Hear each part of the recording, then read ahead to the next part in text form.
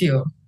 You have recently co-authored a white paper on global technological standards titled Strengthening EU-US Cooperation on Technical Standards in an Era of Strategic Competition.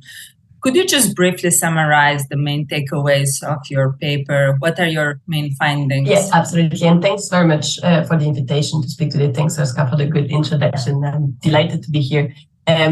I think, first and foremost, I should say this is a co-authored paper between the Volume Group, GMF, and IFRI, and a co-author, John Siemens. I wanna give him the tip of the hat here for helping me out with this paper. And I just want to put this paper in the context of the work the Volume Group's been doing over the past few years. We have been interrogating the effect of rising geopolitical tensions, especially, of course, US-China tensions, on business as usual, quote unquote, economic flows, investment flows, trade flows. And over the past few years, we've started interrogating the effect of the geopolitical tensions on standard organization standardization, international standardization work. And so that paper falls into that effort. We've been trying first and foremost, and especially to put numbers and economics in the center of a very national security-driven debate when we speak about US-China decoupling, and just bringing back the economic arguments here. And so this is what we tried to do with this paper in the run-up to the now passed TTC to try and give recommendations to US and EU policymakers in their process of updating or thinking about their standardization strategy. So in that context, I think there are really three main kinds of findings in our latest paper. The first one is that, from a geopolitical lens, we see that global cooperative technical standards, activities, organizations are under concrete pressure from rising geopolitical tensions, and especially US-China tensions. We are seeing, and we have seen over the past few years, more and more debates, of course, emerge around the role of China in SDOs, and especially its level of influence on certain standardization works and organization. And we can speak, of course, about whether those concerns are warranted. There's a lot of debate, actually, about what the extent of China's influence is. But in any case, there's a distinct growing worry that emerges from those debates that Chinese companies and Chinese leaders through those companies could use global standard setting organizations to shore up China's competitive advantage, favor Chinese companies and homegrown technologies at the expense of the US and the EU, and overall gain an advantage on industries of the future. There's also a concern that these actions could in turn endanger national security, economic resilience, political resilience in some of those nations. Once again, we're focusing on the EU and the US here. The second finding is that these rising concerns are really putting pressure on standard setting, standard development organization in three main ways. They're leading to a number of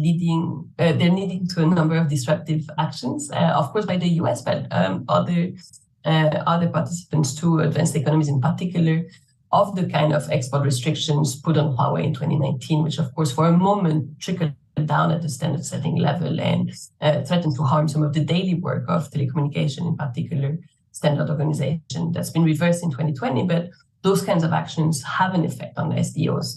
There's no question about that.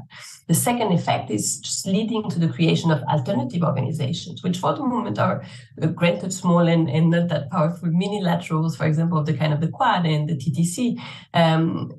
But those have alternative standards agenda. And so there's a potential here, should those organizations grow, to hollow out some of the standardization work that has been residing in the more private-oriented, commercially oriented standard development setting organizations that we know.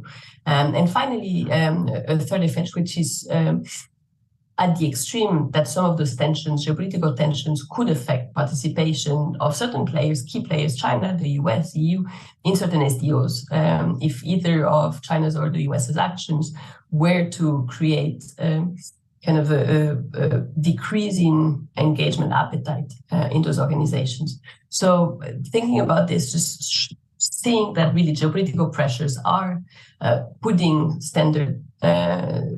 global standard work and global standard organization under pressure. The second thing that comes out of the paper is probably the fact that in the context of heightened geopolitical competition, there's actually a better case and a new case for global collective standardization work. And so this is one of the key arguments in the paper, central one, to say if you have geopolitical anxieties, instead of throwing everything out, and we've said that about other areas of US-China competition, there's actually a case for doubling down on some of those activities, because they are a barrier to certain geopolitical risks that are emerging at the moment. They're not just, and standards are not just contributing to growth, trade, economies of scale. Those are really the kind of traditional arguments for global standards. But what we find and what we put out is that they're enablers of resilient and flexible value chains, which is really front and center in EU and US de-risking strategies at the moment. Why? Because they make supply chains more malleable and adjustable. They're also enablers of fair competitions in third markets. And so if you're thinking and worried about Belt and Road competition and Chinese competition, in especially emerging developing economies, having global, collectively developed or set standards is a good thing, because it creates the basis for rational choice, diversity, and continued open competition. A third argument to that point is to say that global and globally set standards foster scaled-up innovation, of course, reduce costs and improve products, which allow not just Chinese, but certainly EU and US firms to face, especially Chinese competition, from a stronger foundation. And so if you want to win the competitive race against China, which is some of the way that some of the policymakers are framing these geopolitical risk and tensions, then actually you're better off with global standards. And finally, and this is more thinking about pandemics and climate, focusing energies and engineering and scientific efforts into one single collaborative forum is the best way to scale up and allow the development of technologies to solve some of those common global challenges. So extremely important here. In addition to this, we lay out a few recommendations, specific ones in the paper, but let me stop here maybe for the moment and we can get back to that in a minute. Great, thank you. Very, very, very interesting. Nigel, let me go to you. In the last year or so, decoupling, bifurcation were certainly the words of the day, particularly when discussing the relationship with the United States and China. Yet the analysis that Agatha just summarized suggests that when it comes to technological standards, on balance, the United States might be better off by avoiding fragmentation and preserving global standards. Would you agree with this? How do you see China? Is China a threat when it comes to technological standards? Yeah, completely agree in that the US is a global leader in advanced technologies in part due to the open, voluntary, industry-led and consensus-based way in which international standards are made. In essence, it's the secret sauce that translates US innovation and ingenuity into actual standards power. Because it's open, it's competitive, it's industry-driven, so it's not state-directed, it's not top-down directed, so the best technology and experts win. And it's a frustrating part of this concern where there are about China's growing role in setting standards, in that there's a disproportionate focus on participation and submissions rather than on how well they sort of are engaged and the quality of their submissions, because true standardization power and influence comes from writing practically and technically robust standard submissions.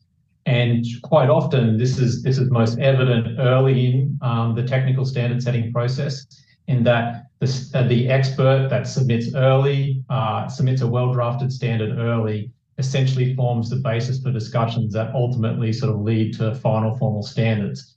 And that's where true sort of standardization power comes from. But yet what we've seen thus far in many SDOs, especially government-based SDOs like the International Telecommunications Union, is this false equation of Chinese participants assuming leadership positions and the number of submissions that Chinese firms are submitting to standards committees at the ITU. And they don't equate to standards power, because what matters is the quality of the submissions. And what we've seen as well is that there's incentives in China for Chinese firms to go and make submissions. And so they will go to the ITU and other SDOs, they will file these submissions and then essentially leave and won't even try and stay and defend them. And so, which highlights the need for us to put China's growing engagement in international standards setting in its proper context and ensure that we focus on what matters in terms of the quality of the standards, but also focusing on what matters in terms of what leads to good standards, and that's the governance of these standards development organizations. As long as these are the essential guardrails that protect against the type of top-down, country sort of mandated standards that are more akin to what we see in China. If we have open, consensus-based, voting-based SDOs, they are the guardrails against any one firm or group of firms from one country sort of pushing something through.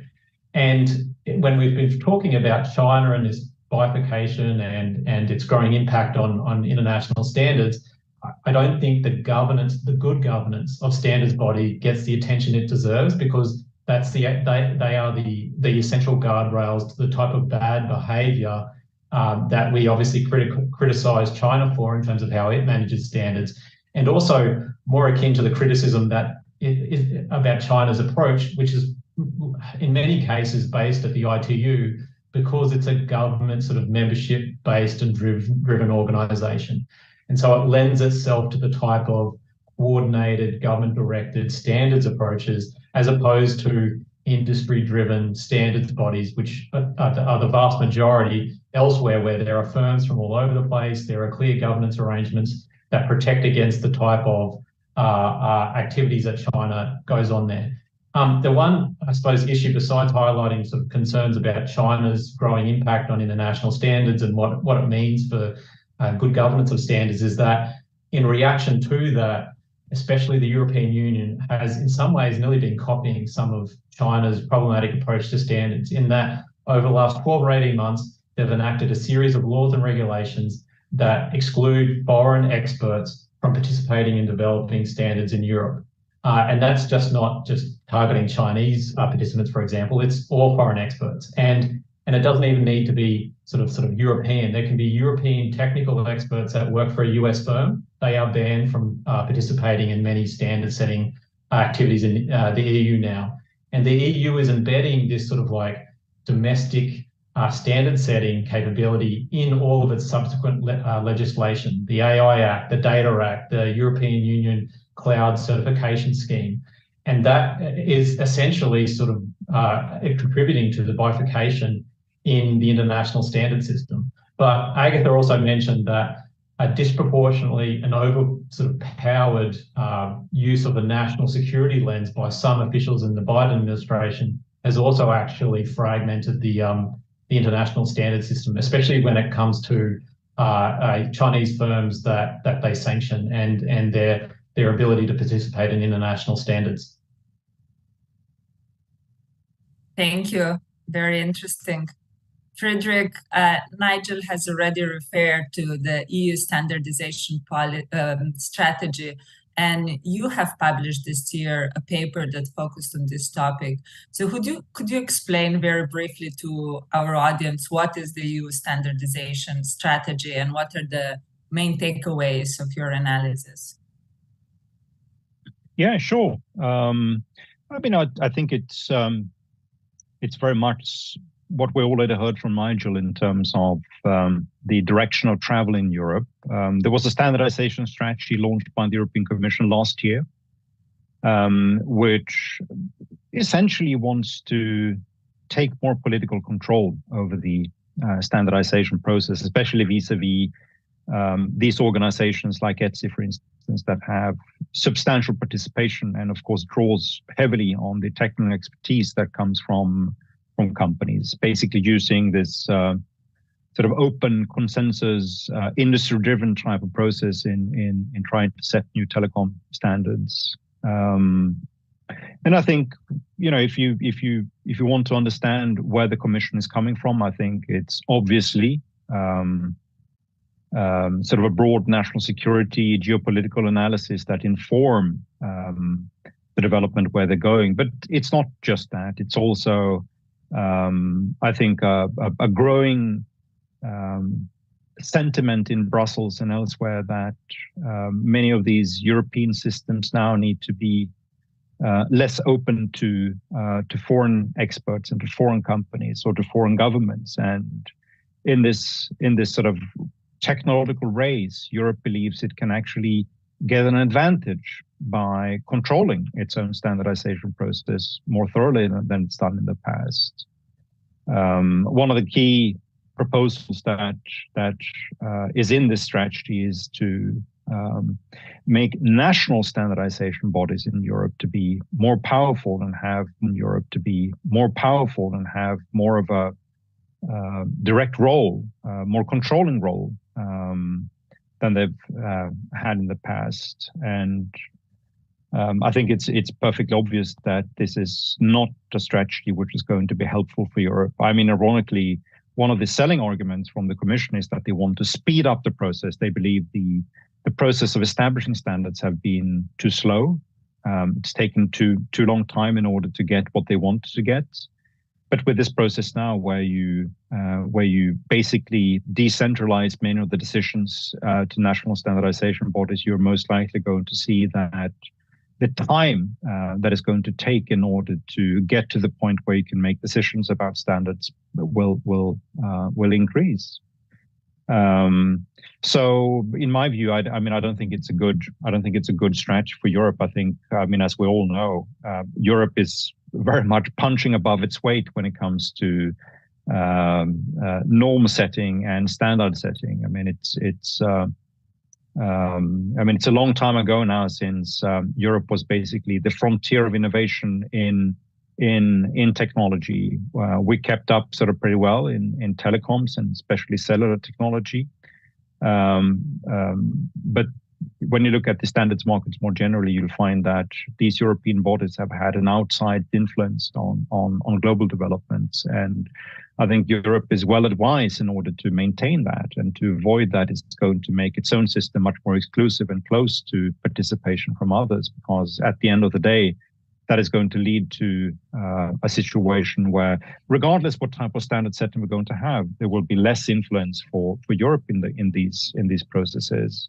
The point of the paper that we published and that you referenced those guys, basically to say that when you look at this type of standardization process, open, industry-driven, voluntary, consensus-oriented, it has hugely benefited Europe. When you look at the European ICT sector and you compare it to other sectors, you can see that in terms of entrepreneurship, new firms, the amount of firms participating in output or participating in trade is vastly above what you find in comparable sectors. You will, of course, find that license royalties and trade more generally is a very substantial part of the system. So it has benefited the type of economic development that you want to see, that you help to drive specialization. You help companies to be confident that they don't need to be downstream in order to control the market, in order to benefit from technological development. They can actually specialize upstream and they contribute technology that others can use. And of course, that's, it's a while ago now since you had Nokia and Ericsson producing the handsets and trying to rival with Apple and the other ones about competing in the downstream market. And if we go towards a system where you as a company need to control the value chain in sort of more extensive way than in the past, that's probably going to be bad news for the likes of Ericsson and Nokia that remain very strong companies in the sector. Just to add an extra point to Frederick's point there about, I suppose, the false promise of seeking greater control in determining country or region specific in the case of Europe standards is in the case with technologies like artificial intelligence, where standards work is actually very tricky and complicated. And there's been existing standards development organizations working on this for years, because it's not easy, and you need to draw on a global body of expertise to try and answer some of these tricky questions of, like, what actually is bias? How do you determine transparency and such?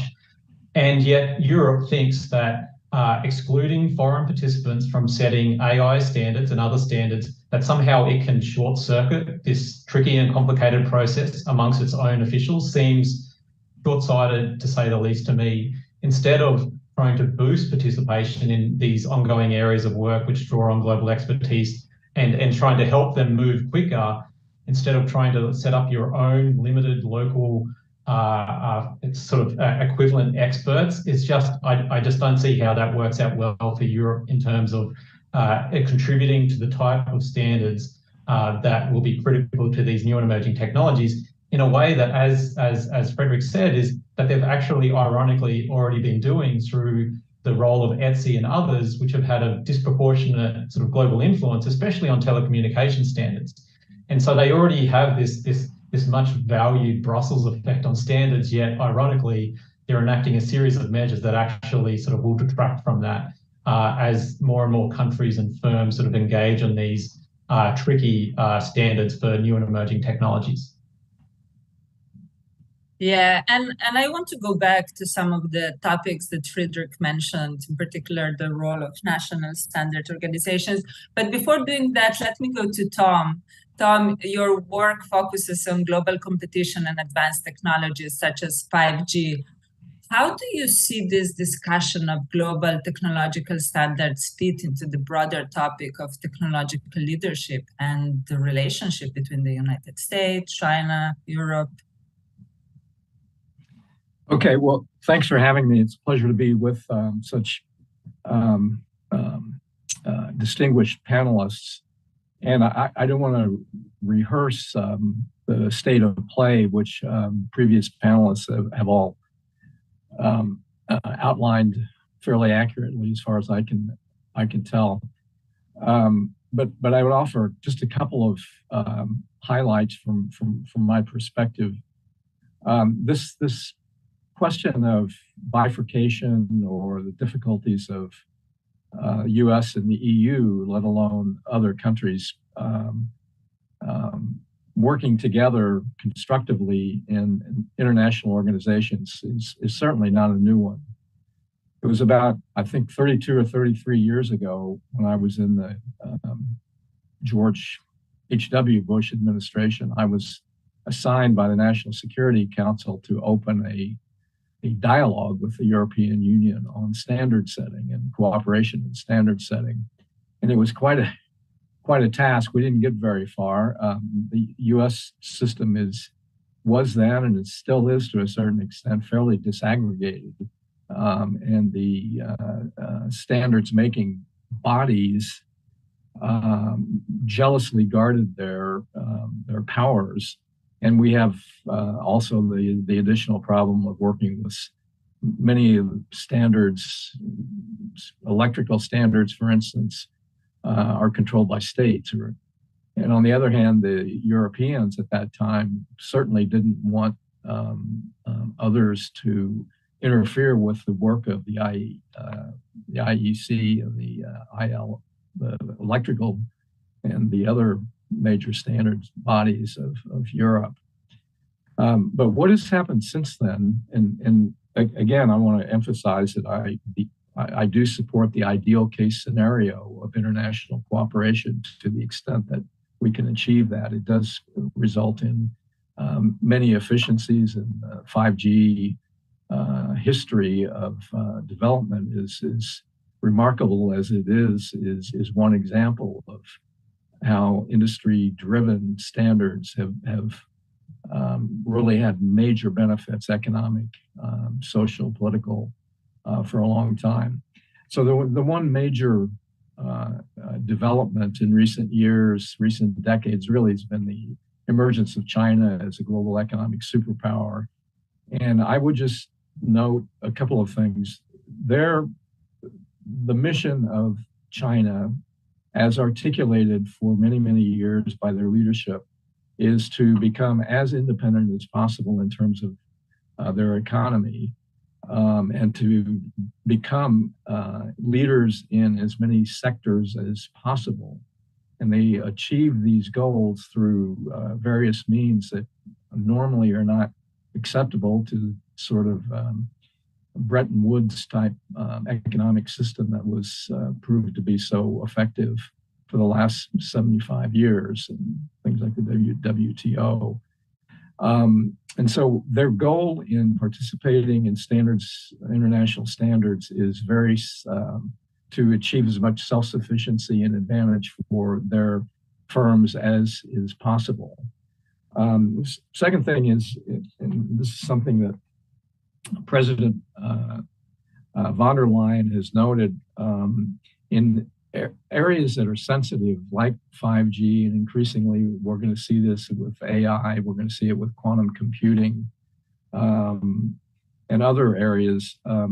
It's important to just recall that companies in China, as von der Leyen argues, are already obliged by law to assist state intelligence gathering operations and to keep it secret. Now, we've had examples in the evolution of telecommunications system where Huawei has become so important. We have the famous case of the African Development or African Cooperation Union, where Huawei put in technology which had a backdoor, and everything that was done came across their servers was sent back to Shanghai. More recently, it's clear that this idea that Chinese companies have to serve the interests of the Chinese state has been noted in the operations of TikTok, where they have basically used the records of TikTok to acquire information on whoever they wanted to acquire information on in the United States. More recently, it's been reported that TikTok also cooperated with the Chinese authorities to identify demonstrators in Hong Kong, 2019, 2020, who were opposing the takeover of Hong Kong, the effective takeover of Hong Kong. So we should do as much as we can to cooperate amongst ourselves, especially Europe, United States, Japan, like-minded countries, to work cooperatively with an industry-led standards-making system. But we probably are going to have to discriminate between really sensitive technologies, such as 5G communications systems, but increasingly artificial intelligence, perhaps electric vehicles because of the need for cross-border data flows to in an international context, quantum computing. But there are areas that are not so sensitive. But I noted that the Trade and Technology Council proudly announced that we were going to cooperate across the Atlantic on the electric charging stations, which is a good idea. The Chinese are going to benefit from that because they're going to be controlling the electric vehicle industry anyway. So it's probably beneficial to have them participate. So we have to make that distinction. So let me leave it there. There are many more specific issues that Erska, I know you want to get into, but let me leave my comments at that. Thank you, Tom. Agatha, actually, I would like to hear your opinion. During your introduction, you emphasized the importance of maintaining the global standardization system. So what can we do better while addressing some of the concerns that Tom just outlined? Absolutely. It's actually a great segue because, as I mentioned, we have 6 main recommendations in the paper. And of course, I encourage everyone to have a look because they're pretty detailed. But the point of those recommendations is to say that it is okay, and it's actually very good that nations around the world, and especially advanced economies, are thinking about geopolitical risk more seriously today, because that's probably been kind of set aside a little bit too much in the past. But the key is to tackle those growing geopolitical anxieties while preserving what can be preserved and what's been value creating for our economies, societies for so long. And so we go on to 6 recommendations in the paper. And the first one of them is exactly what we just heard, which is to really focus attention and resources on the most sensitive industries and technologies. Because at the end of the day, if you focus on this, there's probably 60, 70, 80, 90% of the words global standards, global technical standards that can be left out. We did a similar exercise in 2020 where we said, okay, let's take everything that the EU is worried about in terms of its economic security, national security with China, and let's see and code every single line of Europe's investment in China, Chinese investment in Europe, European trade with China both ways, and see what remains. And the finding was pretty amazing. We found that probably 75% of bilateral trade and 65% of bilateral investment is absolutely non-sensitive. And even within these categories, you probably could set aside a whole lot more kind of, within the sensitive categories, you could set aside a whole lot more that is actually fine once you've mitigated for it through investment screening, certain export controls, etc. And so if you apply that to standards, I would imagine you find the same, if not more. I think, just looking at my table here, most of what surrounds me is shaped and driven by global technical standards, is a better product because of it, but don't need any kind of concern, any kind of action there. So leaving aside what can be left aside, leaving away and not touching the least sensitive industries and technologies is a very, very important point, but one that needs to be repeated again and again. We're not speaking about the whole of the economy, the whole of the kind of standardizable world. So that's the first one. The second one is, in fact, to monitor China's actions, because if nothing's happened so far, and if China's influence hasn't been that great and that important so far, which is Nigel's point, and is really reflected in a lot of excellent research by different stakeholders, the NIST report that was done by Legs of Arab, the Atlantic Council report that was done a few years ago. I mean, excellent research that shows that China's actions to date and China's influence to date is actually pretty limited, or at least not that effective.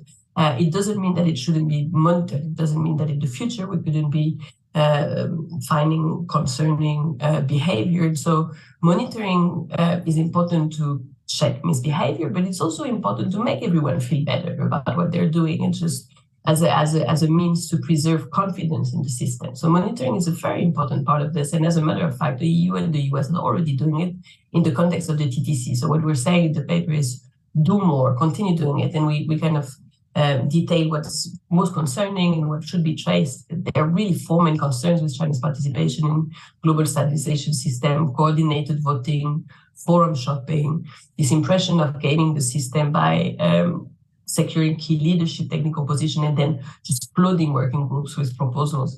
I think monitoring of those four kinds of behavior is a very, very good basis to get everyone to just trust the system a little bit more. A key findings, and everyone's been saying it, but it's worth saying it again, is that part of China's influence building is because of a retreat from Europe and the US from global standards, certain global standard settings at the development organization. And so the solution is to invest more rather than less in global technical standards, strengthen the governance of certain international standard organizations. The main concern really is around the ITU, and there's a number of recommendations in the paper about that particular organization to really make everyone once again feel better, assuage some of the concerns around China's behavior. And then two more kind of open-ended suggestions and recommendations. Try and bring a lot of the political, strategic, national security discussions around standard within those minilateral. They exist, they have a standard purview, they have standard discussions that are on the agenda. Use those to make sure that the very heavy, important questions around standards that have to do with resilience and national security and economic security are tackled, so that everyone feels they've had that conversation and can leave the once again, private-driven, commercially driven organizations do their work once those have been tackled. So very important to actually create a space for the discussion to happen. Within minilaterals potentially is one of the ways I could see that happen. And then very important, and this is about China's technological competitiveness, making sure to solve the more peripheral issues through targeted and effective tools beyond standard. What I mean here is that part of the concern around China's influence in telecommunication standards as part of the picture is because of China's incredibly fast-growing market share in the sector that hasn't got much to do with standards, has a lot to do with Chinese policies of support, Chinese market closure that has just built the scale for Huawei and ZTE and other players in China. And so don't try and solve this much bigger issue with a complete overhaul of standards and standards organization. Instead, tackle those issues with the proper tool, bigger tool, which can include the foreign subsidies instrument that the EU is putting in place, which can include some of the policies the US is thinking about in terms of trade defense. But really, standards would be just throwing a very, very small cotton ball at a very big problem. So yeah, those are the main takeaways. Thank you. Nigel, switching gears, the United States has also published its own standardization strategy just a month ago or so. What do you think are the main points of the US strategy, and do you think it's a step in the right direction? I think the US strategy was underwhelming, to say the least, especially in comparison to the detailed prescriptive strategy that the European Union outlined, even if it leads to misguided and sort of bad outcomes. But it's critical to recognize it was the US national standard strategy for critical and emerging technologies. It was not the US standard strategy, which is generally what it has been called and what it was portrayed. And that reflects the fact that the Biden administration generally sees technical standards through a disproportionately powerful lens of national security. And I get it. There are clear and legitimate concerns about Chinese firms and standards playing a greater role, but an overpowered national security lens leads to bad outcomes in terms of undermining international standard system. Unfortunately, it includes many commendable recommendations about supporting R&D that ultimately leads to new technologies and standards, deepening sort of standards expertise in the government and in the workforce, and encouraging more academic researchers or technical experts from engaging in standards work. But ultimately, it seemed to more reflect a grab bag of existing measures that relate to standards without actually providing sort of new, clear funding and support and action that would set the strategy apart from what the US was doing in previously. And in some regards, actually signaled, besides the disproportionate national security focus, also signaled a worrying lack of support for the core principles that underpin the international standard system, as reflected by the World Trade Organization's Technical Barriers to Trade Annex, which details like transparency, consensus-based decision and such. The strategy mentions the principles without mentioning the WTO. And that was done on purpose after months of internal disputes between the national security folks and the rest of the government, who recognize the critical role that these WTO principles play in providing a guardrail and safeguards against the type of sort of nefarious Chinese influences that we're worried about. And so, but then finally, it also included recommendations that touch on the points Agatha makes, which I fully agree with, in terms of because standards making is a predominantly private sector driven activity, governments play a very minor role in directly setting standards. And so what then matters is ensuring that there's good communication, good information sharing and transparency between government officials who understand how technical standards are made and the standard development organizations that are working on the types of technologies that are deemed sort of sensitive, as Agatha was talking about, so that they understand exactly what's going on, who's doing what, why are they doing it. But that is crucial to them having a level of assurance, as Agatha mentioned, that what's happening in international standards is as it should be, and there is no undue influence happening there. And that's a critical part of the puzzle, which I still don't think they've gotten down well. They've some positive announcement at TTC, but it's really the bare minimum. And we haven't seen the type of really detailed, in-depth international information sharing and cooperation between like-minded partners that really should be happening. at the ITU and at other SDOs. It's still at a very superficial level, and that's highly problematic, and that needs to expand. And the US strategy really didn't provide much new of anything that would build on, that would address this underlying issue about ensuring the US government is fully across what is happening in standards development bodies relating to new and emerging technologies. And that should be an easy win. That should be an easy get. And yet this administration still hasn't developed a coherent action plan to address its concerns around technical standards. And I think that this strategy sort of was a missed opportunity there for them to clearly put out what they're worried about, why they're worried about it, and new funding, support, and mechanisms to sort of address those underlying concerns. Thanks. Friedrich, let me get back to you. We have seen this general trend of moving away from public standardization and a recognition of the importance of industry participation in the standardization process. As Nigel mentioned, that's like the tradition in the United States. But we have seen this also elsewhere, including in China. Yet the European Commission with this EU standardization strategy seems to be going in the opposite direction, as you mentioned, giving more power to public bodies, national standardization organization. What is your view on this strategy?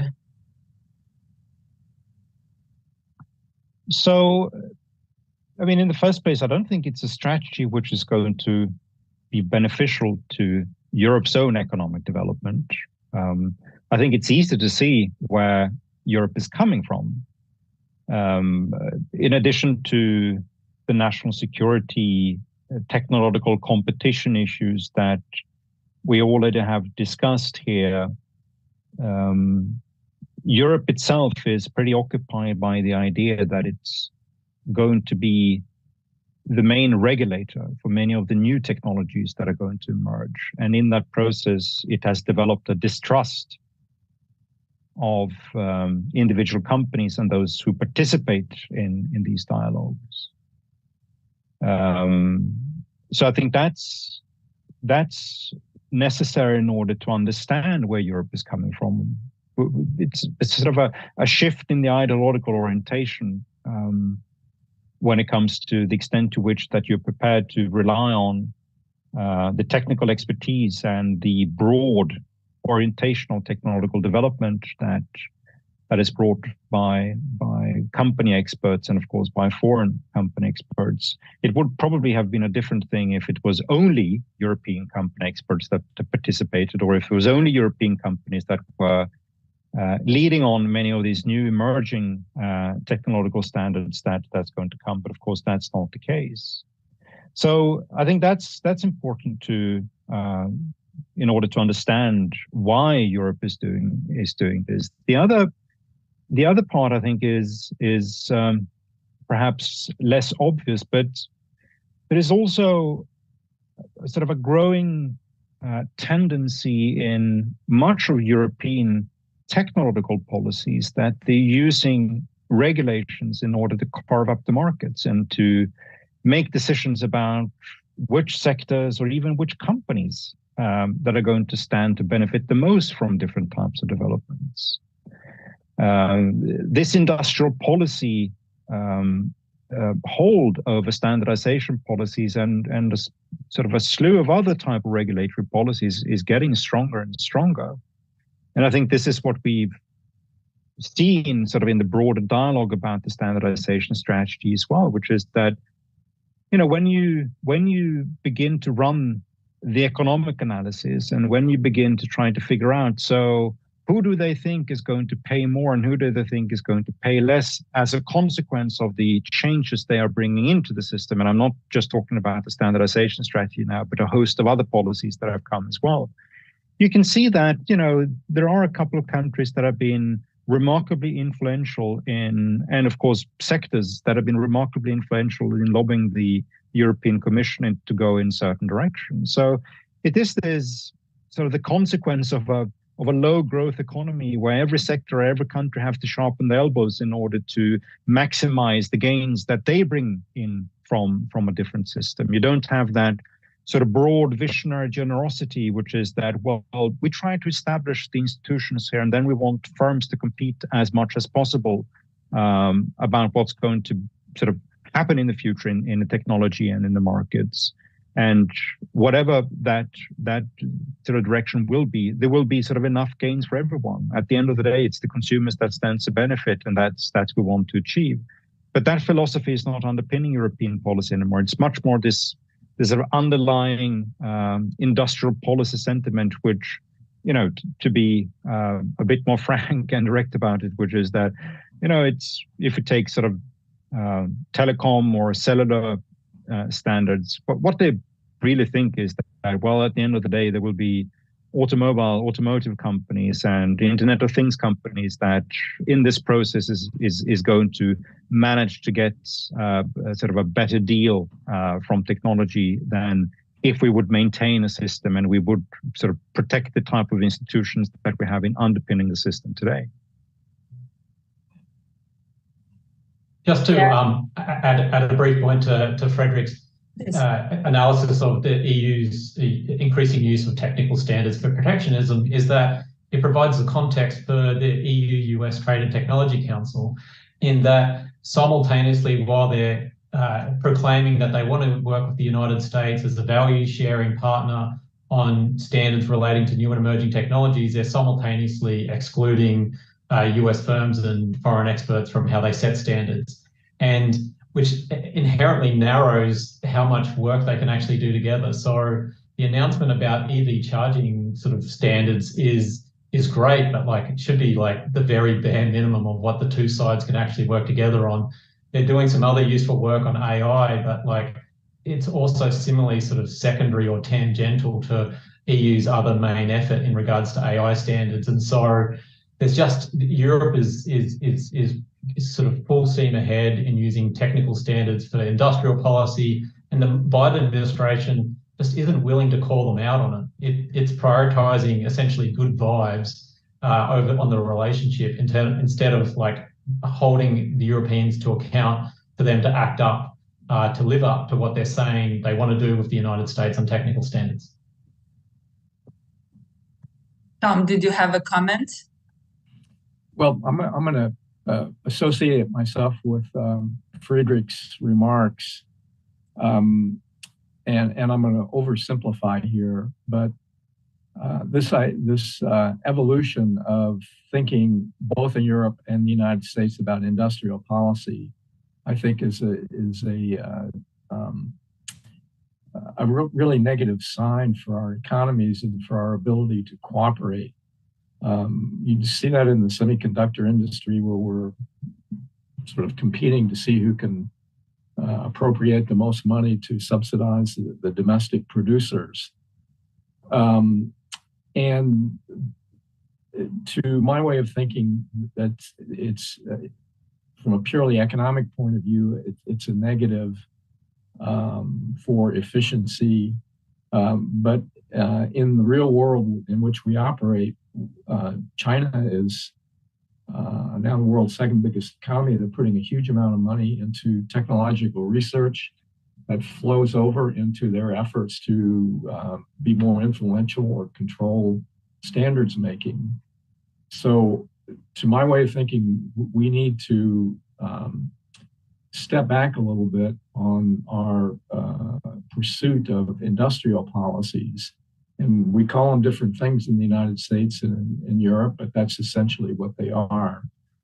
And one negative example that I wanted to bring up is this, it's not only standards making, but it's also enforcing standards. And we have this dispute now between Europe and the United States on this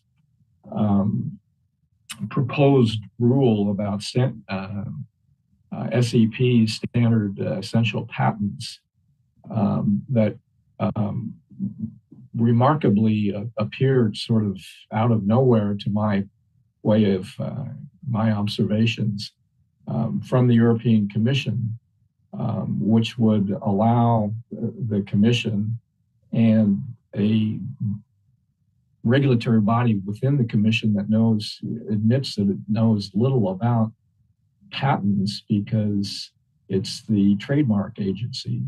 So they will be given the power to determine what really constitute standard essential patents, and then control in many ways the pricing of those. The ones who are going to be hurt the most of that are the innovative companies in the telecom sector, for instance, the software and design companies in the United States, and in the infrastructure companies in Europe. And the ones who will benefit from this are, of course, the Chinese phone makers, because the Chinese have already tried to basically undermine patents which apply to the cell phone industry, the mobile telephony industry. So to me, that's a remarkable development, which is somewhat inexplicable. We should really be trying to combine our resources to understand what the Chinese are doing, to combine our both political and economic efforts to making sure that the standards, industry-led standards system, which has been so beneficial both to producers and to consumers, that is not undermined by the Chinese. And this proposed rule goes against the grain of that sentiment, I think. Yeah, I think great points. That both Friedrich and you, Tom, pointed out that, well, it's not only about the standardization strategies, about all the policies that are adopted and how they influence the standardization ecosystem. I know we are running out of time, but perhaps just the last question, Agatha, Nigel, or everyone actually. So it seems my takeaway from this discussion is this: despite these geopolitical tensions, there seems to be an overall agreement that overall the standardization system is working quite well. There were some abuses, there were some challenges in the past, but in a way, the self-regulation has worked. We need to keep an eye, we need to keep following what is going on, and there is a need for cooperation. But what would be your recommendation for policymakers? Can the adoption of certain policies have unintended consequences and be more harmful than inaction? Or what are your concluding remarks for this topic? I'm happy to take a first swing, and it builds on something Agatha said, in that there are hundreds of standards development organizations and tens of thousands of standards that work perfectly fine and as they should. And so in terms of what policymakers should be focused on, it is on those sort of cutting edge critical technologies that have sort of dual use capabilities and such. The other thing as a part of that focus is recognizing the role of standards as compared to laws and regulations. Standards are they're not a silver bullet meant to solve anything and everything. They play a distinct role, and their development is a distinct role. They're typically a follow-on activity from laws and regulation. And so it's putting the role of standards in its proper context, in and alongside domestic laws and regulations, which address sort of some of the same but different issues that are raised in the context of standards. And I mention that because too often in debates about standards, there are quite often, especially in Europe, concerns about values embedded within those standards. And that can easily sort of lead to some of the problematic we see in Europe. And so instead of looking at standards as these silver bullet sort of things that address everything to do with a technology, putting them in their proper context and recognizing that a country's laws and regulations have a far bigger impact on societal values and concerns relating to new and emerging technologies, and to address them with those tools, rather than trying to overload technical standards and standards development organizations in making them sort of fully responsible for everything to do with new and emerging technology. So again, it comes back to fully understanding what technical standards are, how they're made, the role they play, and ensuring that governments are fully across that, in and alongside obviously parallel work they're doing on laws and regulations and cooperation with counterparts from other countries. Thank you. Agatha?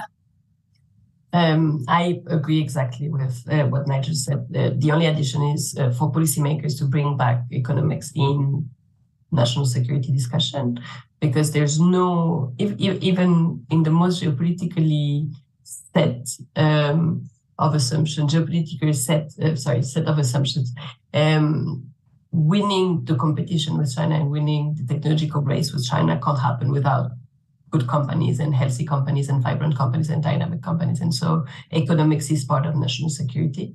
And so just repeating that again and again and making sure that we don't forget that they're the bedrock of what we want to build for the future. Thanks, everyone. Thanks. Friedrich and Tom, do you have any concluding remarks?